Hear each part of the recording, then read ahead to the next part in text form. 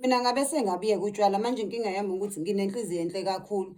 Ngimane ngithi ngiyabiyeka ngibuye ngicabanga ukuthi hayibo, yazi ukuthi khona abantu abaholayo ngokuthi kuney'ndawo ey'dayisa utshwala. Khona abantu abanamabhizinisi, amajoyinti, abafundisa iy'ngane, sinonesi, sinodokotela, sinothisha, sinanama-accountant namhlanje ngenxa yani yama-sales otshwala.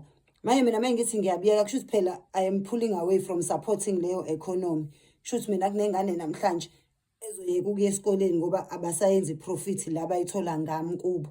Cha, ngeke ngize ngikwazi ukubiyeka. Hhayi ukuthi ngisabuthanda ngisabufuni, sengenzela leyo mndeni ediphende ekutheni ikwazi ukuthi ibe nayo nokuya eswini ngoba thina sithenga khona utshwala. So nje angifuni umuntu ozongijaja.